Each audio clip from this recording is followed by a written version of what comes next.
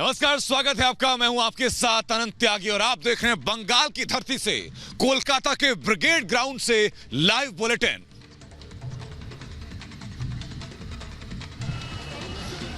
नमस्कार, मैं हूं आपके साथ सृष्टि पांडे और आप ये खास और स्पेशल बुलेटिन इस वक्त देख रहे हैं। मैं मौजूद हूं बीजेपी ऑफिस के बाहर। तो यानी बंगाल चुनाव की एक एक खबर लगातार आप तक पहुंचा रहे हैं, एक तस्वीर पहुंचा रहे हैं। और ये वो ब्रिगेड मैदान, ऐतिहासिक ब्रिगेड मैदान, जहां से प्रधानमंत्री नरेंद्र मोदी ने विशाल जनसभा को संबोधित किया।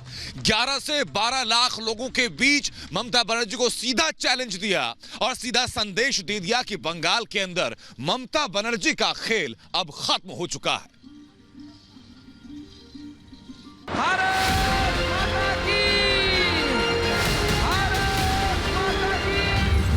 बंगाल में पीएम मोदी का शंखनाद।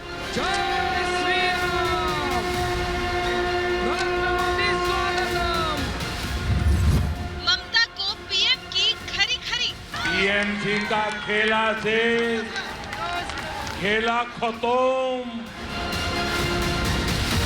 बंगाल के रण में चुनावी बिगुल फूंकने पहुंचे पीएम मोदी ने ममता को आड़े हाथों लिया। भ्रष्टाचार और कानून व्यवस्था को लेकर घेरते हुए बंगाल को धोखा देने का आरोप लगा दिया। हाल ही में ममता बनर्जी स्कूटी पर नजर आई थी। उस दौरान उनकी स्कूटी डगमगा गई थी। इसे पीएम मोदी ने ममता के सीट बदलने से जोड़ दिया और कहा कि आपकी स्कूटी नंदीग्राम में गिरेगी। कुछ दिन पहले जब आपने स्कूटी संभाली, सब लोग प्रार्थना करते थे आप सकुशल रहे, आपको चोट न लग जाए। अच्छा हुआ आप गिरी नहीं तो जिस राज्य में वो स्कूटी बनी है उस राज्य को ही अपना दुश्मन बना लेती। कुछ दिन पहले ममता बनर्जी ने पीएम मोदी पर निशाना साधते हुए उन्हें भला बुरा कहा। इस पर पीएम मोदी ने ममता के हमले पर तीखा पलटवार किया और पूछा कि दीदी को गुस्सा क्यों आता है। गुस्से में मुझे भी क्या क्या कहा जा रहा है। आपको याद होगा मेरे लिए क्या क्या कहा गया है। कभी रावण कहा जा रहा है, कभी दानव कहते हैं, कभी दैत्य, तो कभी गुंडा। दीदी इतना गुस्सा क्यों? टीएमसी के चुनावी नारे खेला होवे को लेकर पीएम ने तंज कसा और पूछा, करप्शन का खेल करने वाले कह रहे हैं खेला होवे, अब किसका खेला होगा? कौन से खेल बाकी छोड़ा है आपने? कितने ही घोटाले करके बंगाल के गरीबों को लूटा गया है, बंगाल की संपदा को लूटा गया है। आपने क्या बाकी छोड़ा है? यहां तो अम्फान पीड़ितों के लिए भेजी गई राहत भी लूट ली गई।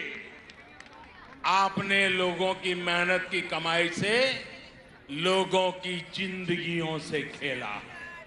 बीजेपी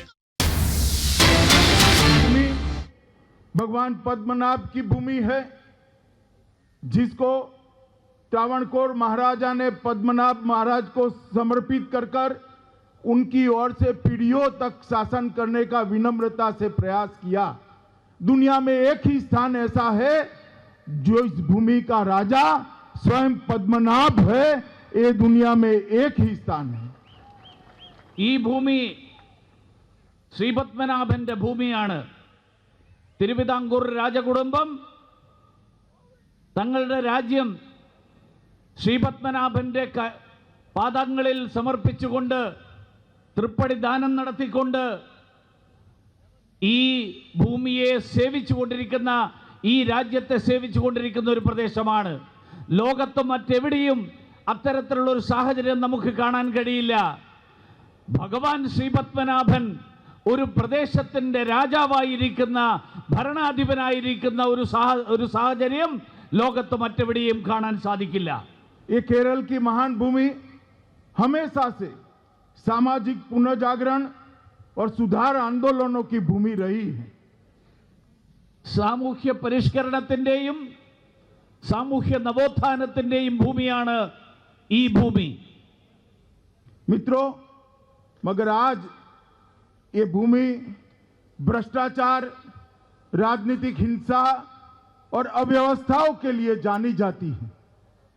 പക്ഷേ എങ്കിലും ഇന്ന് ഈ ഭൂമി അഴിമതിയുടെയും രാഷ്ട്രീയ കൊലപാതകങ്ങളുടെയും രാഷ്ട്രീയ അക്രമങ്ങളുടെയും ഭൂമിയായിട്ട് അറിയപ്പെട്ടു തുടങ്ങിയിരിക്കുകയാണ്.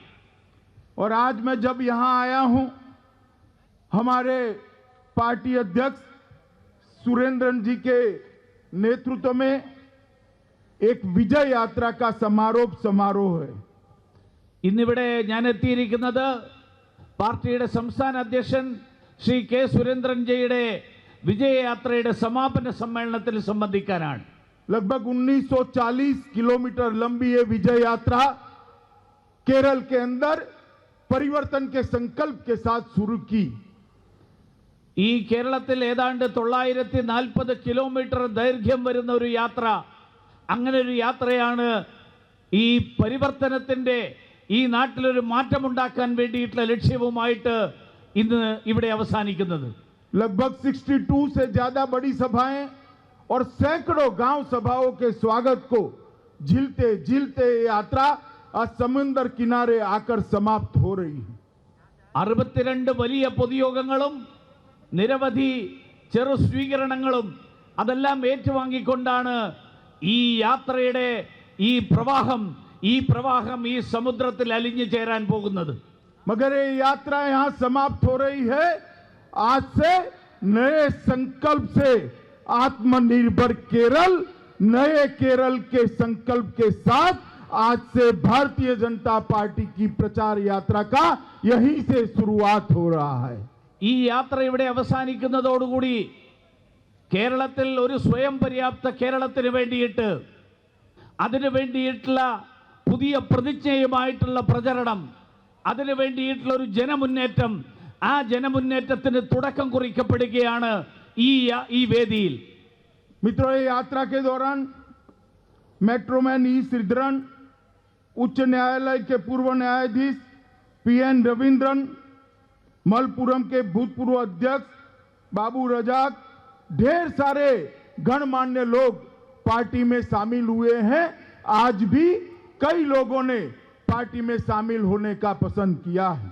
ഈ യാത്രക്കിടയിലാണ് മെട്രോമാൻ ഇ ശ്രീധരൻ, ഹൈക്കോടതിയുടെ മുൻ ന്യായാധിപൻ ശ്രീ പി എൻ രവീന്ദ്രൻ ഉൾപ്പെടെ നിരവധി ആളുകൾ ഭാരതീയ ജനതാ പാർട്ടിയുടെ ഈ വിജയയാത്രയുടെ ഈ മുന്നേറ്റത്തിൻ്റെ ഭാഗമായത്. ഇന്നിവിടെ ഈ വേദിയിൽ നിരവധി പ്രമുഖരായിട്ടുള്ള വ്യക്തികൾ ഈ മുന്നേറ്റത്തിൻ്റെ ഭാഗമാകാൻ സന്നദ്ധരായിട്ട് ഇവിടെ സന്നിഹിതരായിരിക്കുന്നു. मैं विशेष रूप से मेट्रोमैन श्रीधरन जी के लिए कुछ जरूर कहना चाहूंगा. ഞാൻ പ്രത്യേകമായിട്ട് എടുത്തു പറയാൻ ആഗ്രഹിക്കുകയാണ് മെട്രോമാൻ ശ്രീധരൻജിയെ കുറിച്ച്. अपनी कैरियर एक इंजीनियर के नाते, एक प्रोफेसर के नाते शुरू करते करते अनेक विध राष्ट्र निर्माण के महत्वपूर्ण प्रोजेक्ट को समय पर पूरा करने का और ट्रांसपेरेंसी के साथ, पारदर्शिता के साथ पूरा करने का श्रेय श्रीमान श्रीधरन जी को जाता है. Stand by.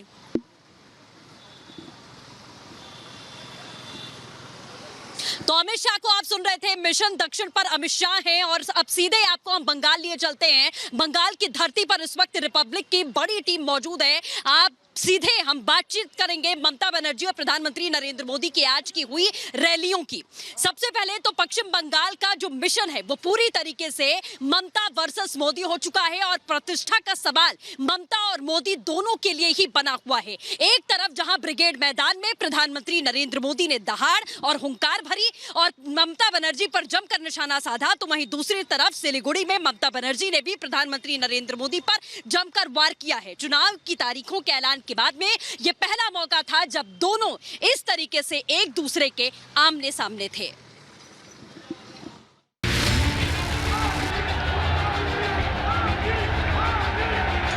जय श्री राम, जय जय श्री राम.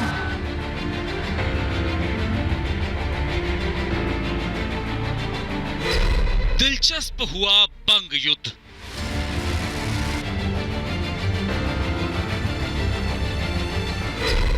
सिलीगुड़ी में दीदी ने दिखाया दम।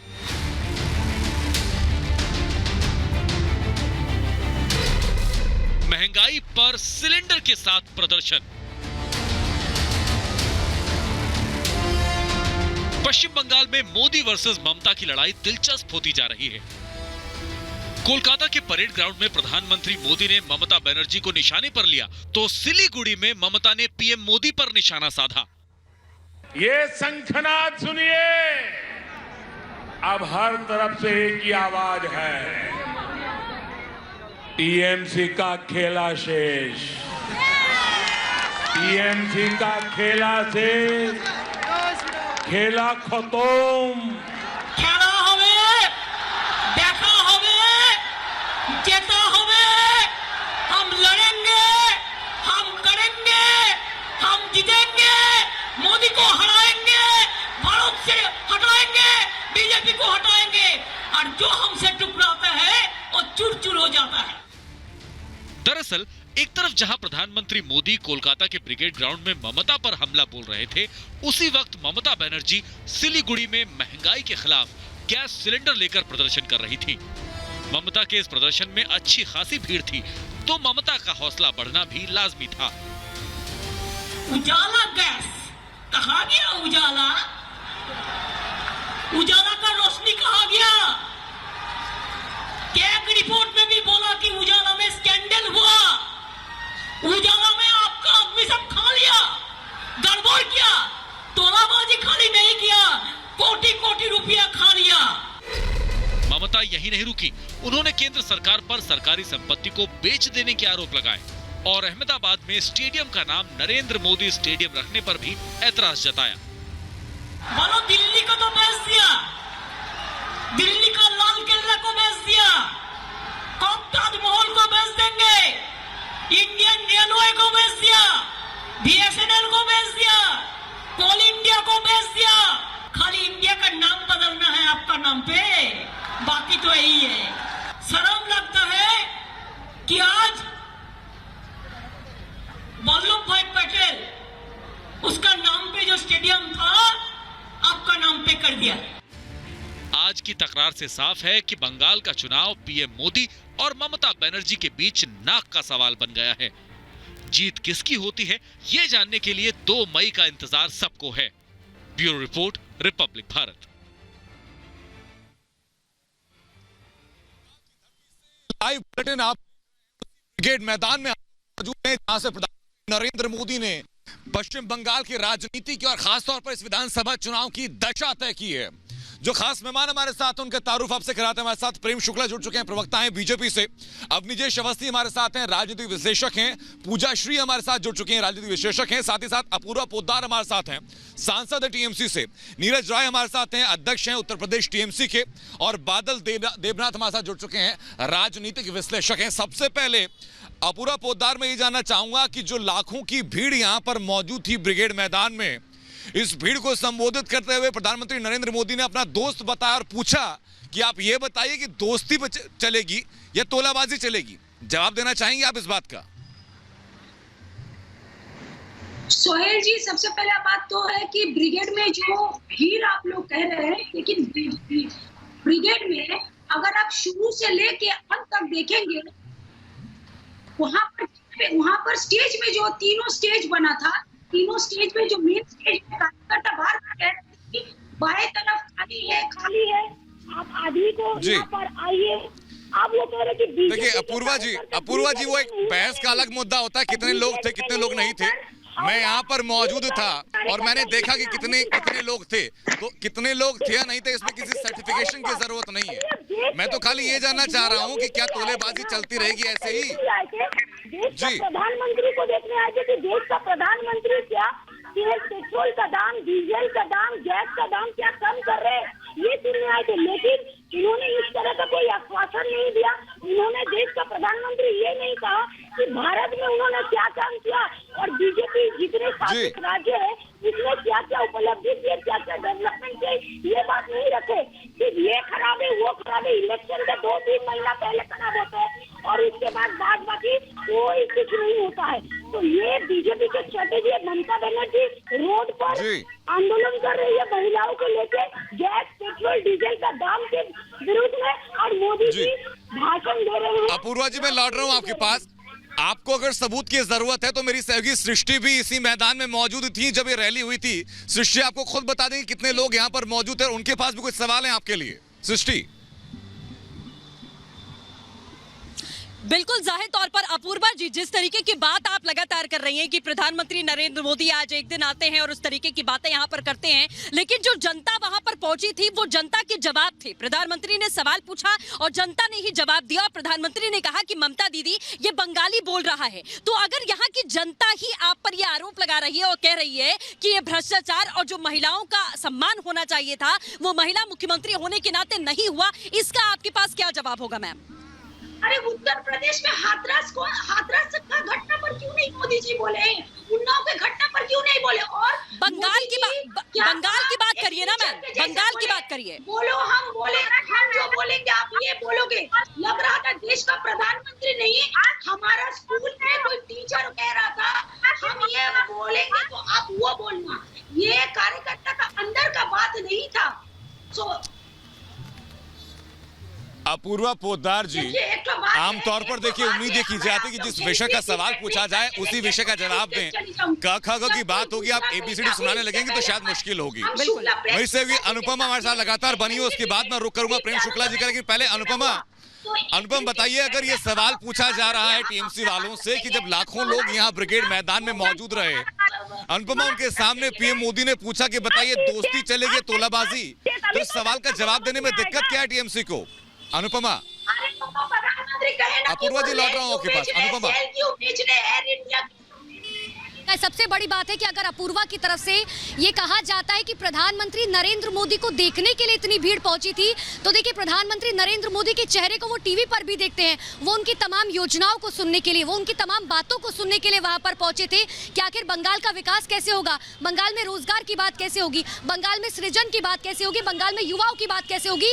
उन सभी बातों को सुनने के लिए जो है वो तमाम 10 लाख लोग पहुंचे थे। प्रधानमंत्री का चेहरा देखने के लिए कोई वहां नहीं पहुंचा था, जो TMC नेताओं की तरफ से कहा जा रहा है। प्रधानमंत्री ने हर चीज का जवाब दिया, नए वादे किए, नौकरी का वादा किया, रोजगार का वादा किया, जो तमाम चाहे रोजगार की बात की जाए, शिक्षा की बात की जाए, शिक्षा नीति की उन्होंने बात की। ये बात TMC के नेता इसके बारे में बात करते हुए कभी नजर नहीं आया। ये बात आप कह रही है अनुपमा, लेकिन TMC शायद समझेगी नहीं इस बात को। लेकिन प्रेम शुक्ला जी, मेरा सवाल ये आपसे है कि तोलेबाजी के जब सवाल किया गया तो इसमें तमाम चीजें कैसे याद आने लग जाती हैं? उत्तर प्रदेश कैसे याद आता है?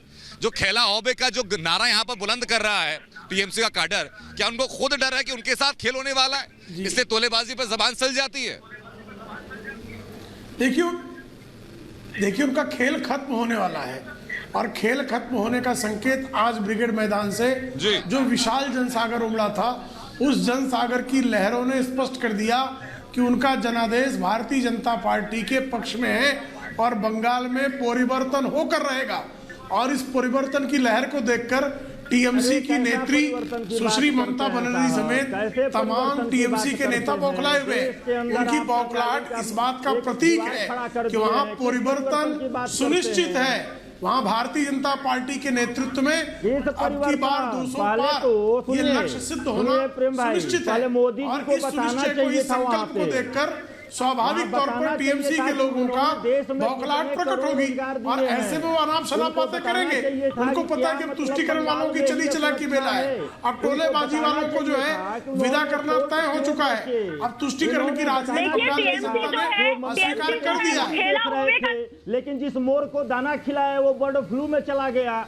ये सब चीजें जो होती है, देश की जनता जानना चाहती है उनसे कि देश में आपने कितने इंडस्ट्री बैठाए, पुरानी पेंशन नीति कहां लागू करेंगे? बंगाल में तो लागू है, 7वां वेतन आयोग आपको याद है, लेकिन आप ही की 2004 वाली सरकार में पेंशन बंद कर दिया गया। देश के जो रिटायर्ड लोग हैं वो चाहते हैं कि पेंशन नीति लागू हो।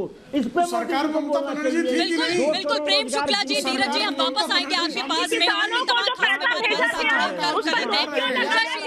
विश्लेषक हमारे साथ में जुड़ी हुई है पूजा श्री। मैं पूजा श्री के पास जाना चाहूंगी।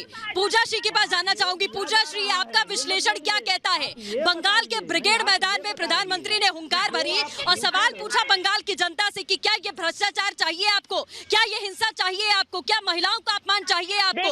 और उधर ममता बनर्जी ने निशाना साधा प्रधानमंत्री पर। टीएमसी कहती है लगातार कि यहाँ पर जी बता रहा हूँ, और हर बार ये चुनाव आता है, बंगाल में हमने देखा है कि प्रधानमंत्री खून का खेल होता है, और ये खून का खेल होना यही अपने आप में टीएमसी को संस्कार करना चाहिए। अपने आप में कि खेला होने का नारा लेकर आप असली खेल कर रहे हो। 150 कार्यकर्ता जो बीजेपी के मारे गए हैं उनको कौन बताना चाहिए? आपको श्रद्धांजलि देते हुए, उनको सल्यूट करते हुए, उनका हिसाब लेने के लिए बीजेपी ने कहा कि ये 2 मई से ज्यादा नहीं चलेगा। और भ्रष्टाचारियों को जेल भेजा है, प्रधानमंत्री को बताना चाहिए था पूजा श्री समय में देश की स्थिति क्या होगी। प्रधानमंत्री बिल्कुल पूजा श्री, आपके सवाल वाजिब हैं, नीरज राय को उनका जवाब देना होगा, लेकिन उससे पहले बादल देवनाथ।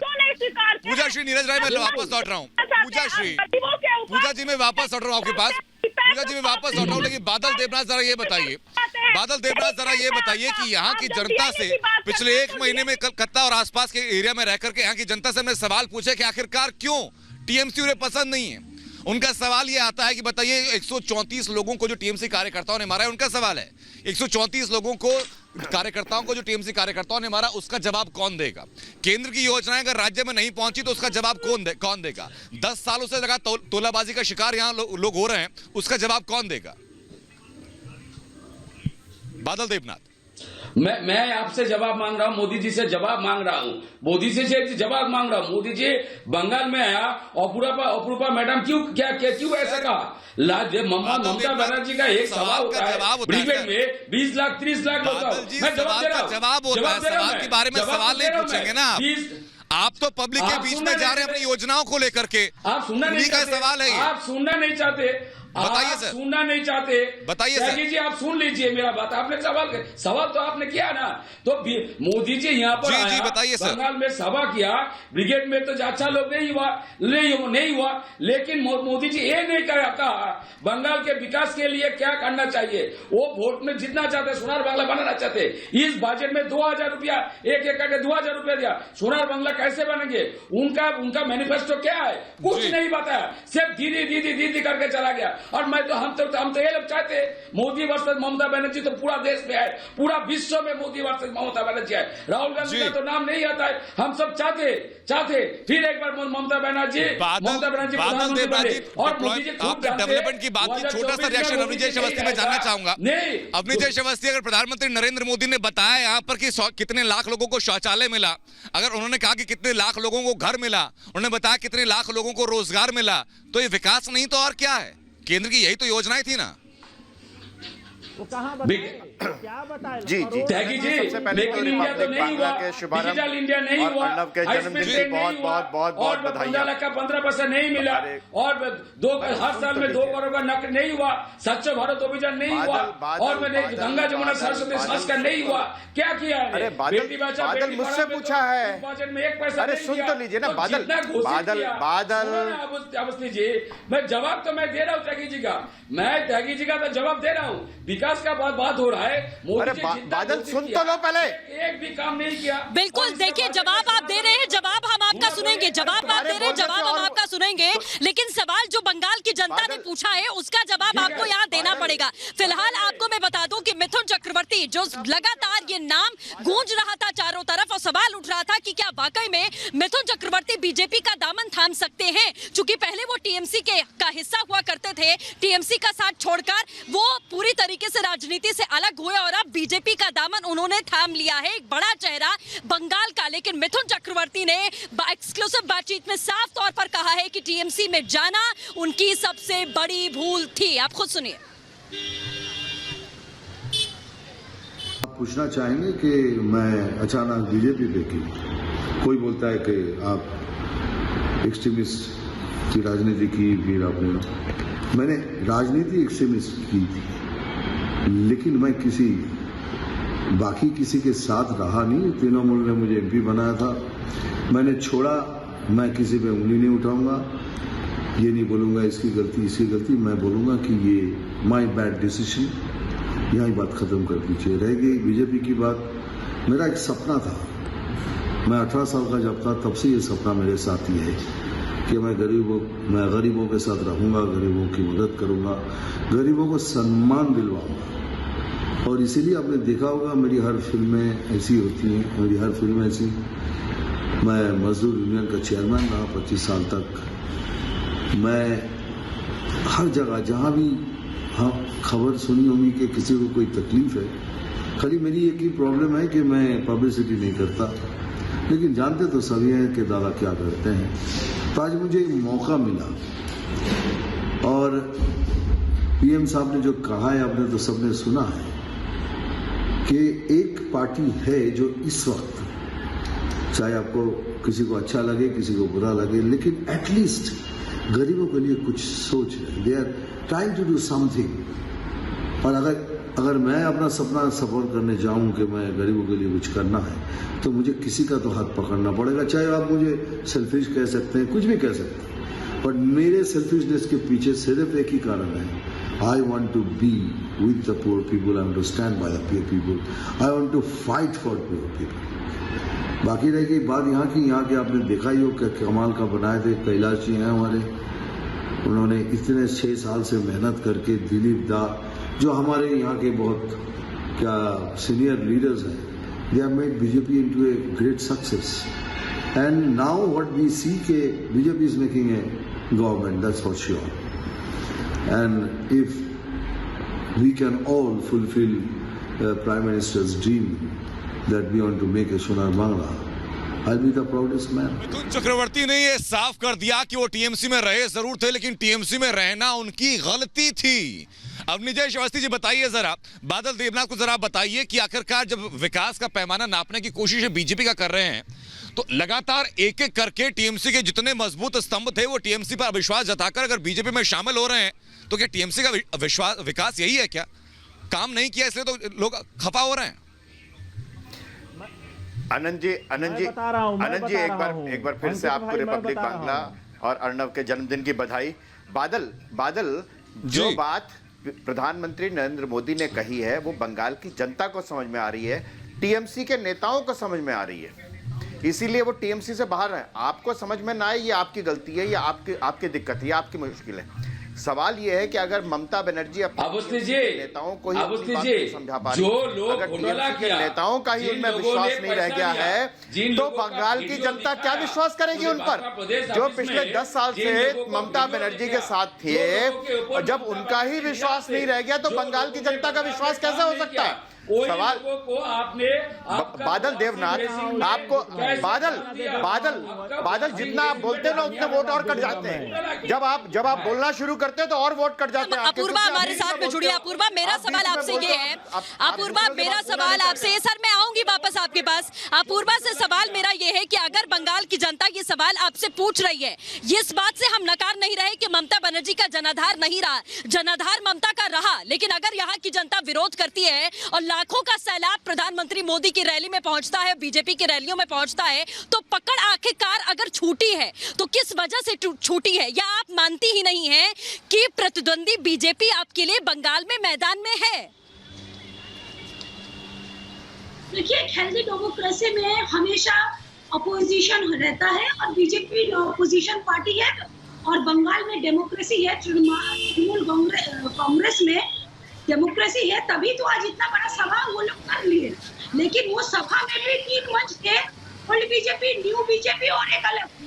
तो यहाँ पर जो है, देखिए यहाँ पर 7 साल में भारतीय जनता पार्टी 2014 से लेकर इस हिसाब से देश को लूटा, देशभक्ति और विकास के नाम पे कोई विकास नहीं हुआ। अपूर्वा जी माफ कीजिएगा, देखिए बहुत माफी के साथ मैं आपको रोक रहा हूँ। मेरा एक छोटा सा सवाल है, उस सवाल के बाद अपना जवाब आप पूरा कर दीजिएगा। मुझे बता दीजिए कि कलकत्ता से हावड़ा की दूरी कितनी है और कलकत्ता से वहां जाने के लिए कितना वक्त लगता है? कलकत्ता से मालदा की दूरी कितनी है और कलकत्ता से मालदा जाने के लिए कितना वक्त लगता है? अपूर्वा जी, कलकत्ता से मालदा की दूरी कितनी है और मालदा जाने में कितना वक्त लगता है? कलकत्ता से बता दीजिए जरा, ये विकास आपका विकास बता देगा। पैदल जाएंगे, खरीद देख के आपको पहुंचेंगे। मैम मैं तो खाली ये पूछ रहा हूँ कि कलकत्ता से मालदा की दूरी कितनी है और कितना वक्त लगता है जाने में? आपने क्या गरीब है, बैटरी चेंज कर लीजिए। गरीब है, जाति है, डेमोक्रेसी की बात करते हैं। अरे तो सारी जनता मारे जा रहे हैं, लोकतंत्र की भारतीय जनता पार्टी के आपने एक झूठता पे सवाल उठाया पर मोदी जी महिलाओं के बारे में बोला, 1500 रुपए के बारे में क्यों नहीं कहते? एकजुट होकर रहे, उनके खिलाफ पे आपने सवाल उठाया है, जन गण मन पे आपने राष्ट्रीय गान पे सवाल उठाया है, पंजाब शुक्ला जी डेमोक्रेसी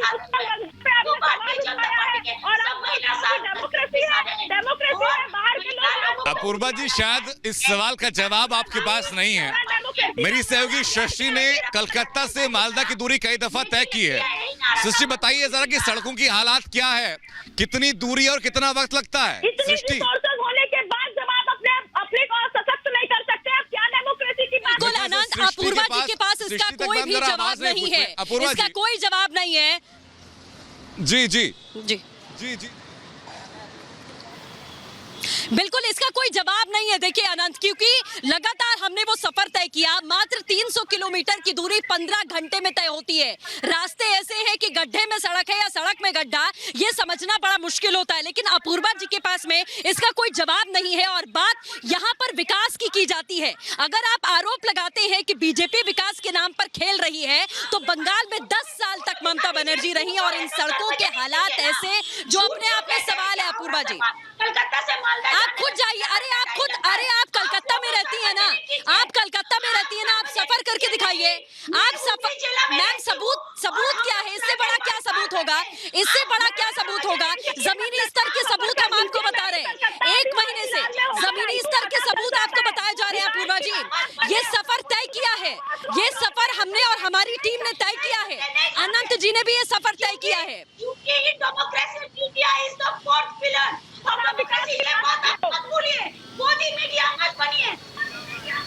अरे आपको कैसा जवाब चाहिए और मैम कैसा जवाब चाहिए? ये सफर हमने खुद तय किया है, आपके पास जवाब नहीं है।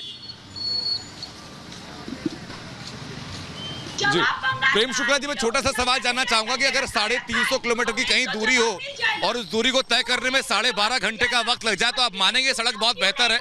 यही विकास दिया पिछले 10 सालों में टीएमसी सरकार ने बंगाल को। निश्चित तौर पर देखिए प्रेम शुक्ला जी, बंगाल की दुर्दशा, जो बंगाल आजादी के समय देश का सबसे उन्नत राज्य था, सबसे विकसित राज्य था, कांग्रेस फिर कम्युनिस्ट और कालांतर में तृणमूल कांग्रेस पार्टी ने विनाश की इबारत लिखी, विकास की नहीं। ऐसे में 350 किलोमीटर आप देखिए, लखनऊ से दिल्ली आने में 500 किलोमीटर का रास्ता है और आप 6 घंटे में पहुंचते हैं। और 350 किलोमीटर का रास्ता कोलकाता से मालदा है और आप 15 घंटे 16 घंटे में पहुंचते हैं। इसको विकास कहते हैं कि विनाश कहते हैं? तो दीदी के राज में बंगाल का विनाश हुआ है और उस विनाश के विरुद्ध बंगाल की जनता ने परिवर्तन करना तय कर लिया है और उसका आज संकेत ब्रिगेड ग्राउंड मैदान में स्पष्ट तौर पर दे दिया गया है। इसी कारण दीदी और दीदी के समर्थक आज बौखलाए हुए हैं। सिद्धांतों को मानते हैं कि नहीं मानते हैं? ठीक है, मैं वापस लौट रहा हूं सर। एक और अहम चीज जो बंगाल चुनाव में सबसे ज्यादा दिखाई पड़ी, सुनाई पड़ी, वो जय श्री राम का नारा है। बादल देवनाथ, छोटा सा रिएक्शन चाहूंगा आपसे मैं। बादल देवनाथ, छोटा सा रिएक्शन चाहूंगा कि यहाँ जब लाखों लोगों की भीड़ मौजूद थी तो जय श्री राम का नारा पूरे वातावरण में गूंज रहा था और टीएमसी को, ममता बनर्जी को जय श्री राम के नारे से ही दिक्कत है, तो फिर कैसे बेड़ा पार होगा राजनीति में आपका इस बार चुनाव में? बादल देवनाथ। त्यागी जी, पहले आपको मैं बताना चाहता, बिल्कुल मैं आपको पहले बताना चाहता हूँ, कलकत्ता से हावड़ा 10 मिनट लगता है और मालदा से, कलकत्ता से मालदा वो national high road Mamata Banerjee के पर नहीं है, वो सेंट्रल गवर्नमेंट का अंदर नेशनल हाई रोड है। लेकिन नेशनल हाई तो बिल्कुल ठीक है। मैं तो काल भी मैं वर्तमान में मेरा सभा है, मालदा तक मैं जाऊंगा, 6 घंटे के अंदर मैं बाइक रोड चला जाऊंगा कल। तो आप क्यों आपका चैनल में आप खुद के बादल देवनाथ जी, बादल देवनाथ जी, थोड़ी सी जानकारी दुरुस्त करूं। एनएचआई के रूल्स होते हैं जो राज्य सरकार को पूरा करने होते हैं, बहरहाल आप उसका जवाब नहीं दे पाए। लेकिन मुझे बताइए प्रेम शुक्ला जी, जो सवाल मैं कर रहा हूं टीएमसी से, वही सवाल बीजेपी के लिए भी है कि क्या सिर्फ जय श्री राम के नारे के बूते आपको उम्मीद है कि जंग जीतेंगे आप? क्या सिर्फ जय श्री राम के नारे के बूते? जय सिया राम कहता हूं। प्रेम शुक्ला जी, मैं 1 साल से कह रहा हूं, 1 साल से त्यागी जी कह रहा हूं, देखिए जय श्री राम का नारा कल्याण का नारा है। राम की संकल्पना सवाल मेरा प्रेम शुक्ला जी से है सर। अवध में, अयोध्या में भौतिक दैविक दैहिक ताप नहीं होता है, पूरी तरह से वहां पर भौतिक विकास होता है, दैहिक समस्याओं का निवारण होता है और किसी को दैविक ताप भी नहीं होता। ये रामराज की संकल्पना है। ये जय श्री राम बंगाल को सोनार बांग्ला बनाने के लिए वहाँ राम राज्य की संस्थापना, माता सीता मैया के राम राज की संस्थापना। कि क्या हर राज्य में आप अयोध्या का नाम लेकर और राम का नाम लेकर ही आप अपनी चुनावी मंजिल तक पहुंचना चाहते हैं? आप जीत हासिल सिर्फ राम नाम पर करना चाहते हैं? हर गांव जो है, प्रेम शुक्ला जी, ये सवाल है। हर गांव को जो है, हर गांव में शौचालय हो, जल से नल हो, हर तरह की नल से जल हो, हर तरह की व्यवस्था हो। इस संकल्पना को साकार करने के लिए प्रेम शुक्ला जी, मेरा सवाल आपसे ये है, जय श्री राम की नारेबाजी यहाँ पिछले कई महीनों से चल रही है। प्रेम शुक्ला जी सुनिए, आप सवाल सुनिए सर, एक बार सवाल सुनिए। क्या आप राम का नाम लेकर ही और जय श्री राम का नारा लगाकर ही अपनी हर राज्य में चुनावी मंजिल को पाना चाहते हैं सर? क्यों है ऐसा? क्या राम नाम के अलावा कोई और मुद्दा आपके पास नहीं है बंगाल में? ममता बनर्जी की सीधी चुनौती सिलीगुड़ी से आज प्रधानमंत्री को मिली है। राम नाम के अलावा क्या कोई मुद्दा नहीं बंगाल में जिस पर बीजेपी सवाल उठाए? संस्थापना करना महात्मा गांधी का स्वयं का संकल्प था और अगर वो राम राज संस्थापित होने की बात हो रही है, बिल्कुल है, बिल्कुल है सर, बिल्कुल है। लेकिन बंगाल के जमीनी मुद्दे क्या है? बंगाल में ऐसा कौन सा मुद्दा है आपके पास? राम नाम अयोध्या उत्तर प्रदेश में चला, समझ में आता है। बंगाल में राम का नाम लेकर आप चुनाव जीतना चले, आप चुनाव जीतने चले सर। झूठ किया है, इसीलिए 2024 में मोदी जी नहीं रहेगा। 2024 में मोदी जी साफ होगा, राम के नाम पर वोट मांगते। अरे भैया 2021 में देखिए ममता दीदी साफ हो जा रही है। दीदी गई 2 मई, दीदी गई। बिल्कुल सर, मैं वापस लौट रहा हूं सर। आप जय श्री राम के नारे की बात कीजिए, महंगाई की बात कीजिए, आप तुलेबाजी की बात कीजिए, तमाम वो फैक्टर हैं जो कि पश्चिम बंगाल चुनाव में इस वक्त प्रमुख हैं। लेकिन आज एक और फैक्टर ऐड हुआ है और वो फैक्टर है मिथुन चक्रवर्ती की बीजेपी में एंट्री। न सिर्फ मिथुन चक्रवर्ती ने औपचारिक तौर पर बीजेपी की कमान थाम ली, बीजेपी का हाथ थाम लिया, बल्कि साथ ही साथ उन्होंने कहा कि टीएमसी में रहना उनकी गलती थी।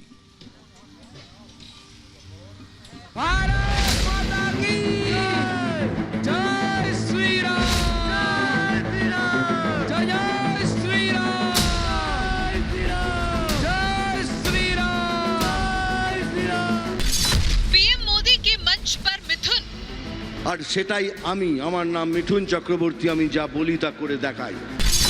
सिनेमाए मिथुन की सियासी धुन। আমি একটা কোবরা, গোখরো আমি। मिथुन ने दिया परिवर्तन का पैगाम। আমার কথায় বিশ্বাস রাখবেন, দাদা কখনো মুখ ফিরিয়ে পালিয়ে যায়নি।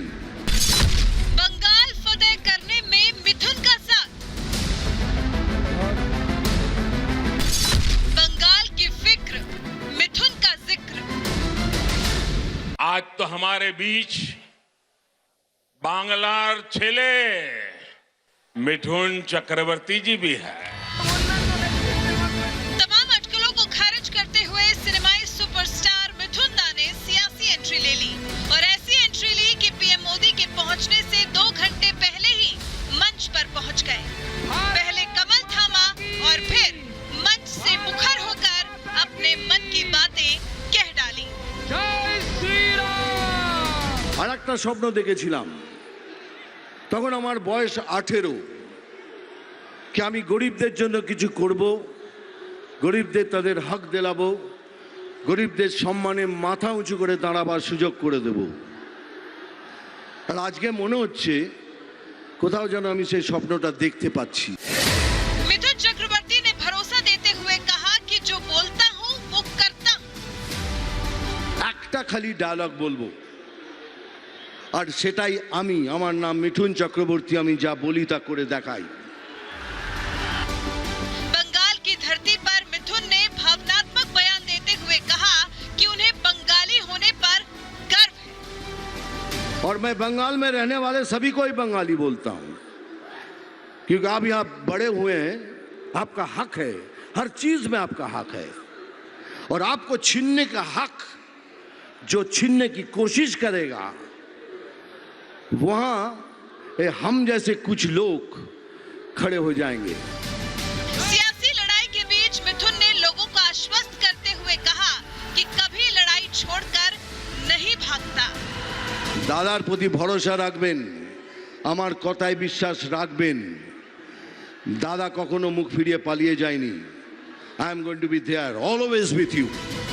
पीएम मोदी के पहुंचने पर मिथुन ने उनका स्वागत किया और दोनों गर्मजोशी से मिले। मंच से बोलते वक्त पीएम मोदी ने मिथुन की तारीफ की। आज तो हमारे बीच बांग्लार छेले मिथुन चक्रवर्ती जी भी है।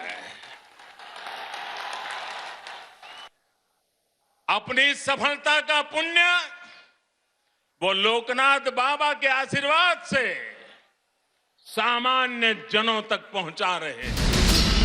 बंगाल फतेह करने की लड़ाई में बीजेपी को मिथुन का साथ मिल गया। अब देखना है बंगाल की जनता सिनेमाई सुपरस्टार की सियासी एंट्री को कैसे लेती है। मिथुन ने तो कमल थामकर ममता के लिए मुश्किलें खड़ी कर दी हैं, जिसका तोड़ निकालना कतई आसान नहीं होगा। Bureau report, Republic Bharat.